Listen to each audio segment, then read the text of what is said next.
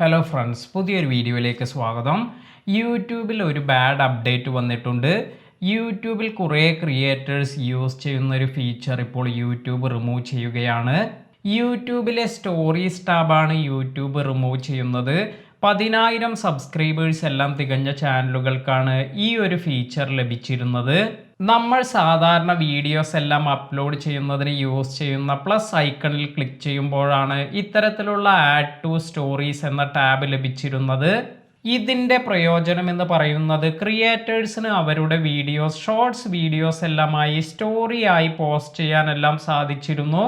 നമ്മൾ സാധാരണ വാട്സപ്പിലെല്ലാം സ്റ്റാറ്റസ് എല്ലാം ഇടുന്നത് പോലെ തന്നെയാണ് ഇത് പ്രവർത്തിച്ചിരുന്നത്. 7 ദിവസം കഴിഞ്ഞാലാണ് ഈ ഒരു പോസ്റ്റ് ഓട്ടോമാറ്റിക്കായി എക്സ്പയർ ആവുക.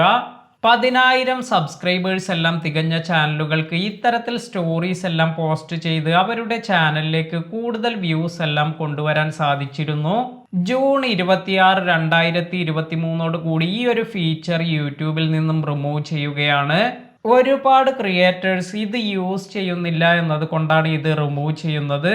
അതുപോലെ ഒരുപാട് ക്രിയേറ്റേഴ്സ് അവരുടെ ചാനൽ പ്രൊമോട്ട് ചെയ്യുന്നതിന് കമ്മ്യൂണിറ്റി ടാബ് എല്ലാമാണ് യൂസ് ചെയ്യുന്നത്. അതിനാൽ തന്നെ ഈ ഒരു ഫീച്ചർ 26 ജൂണോട് കൂടി റിമൂവ് ചെയ്യുകയാണ്.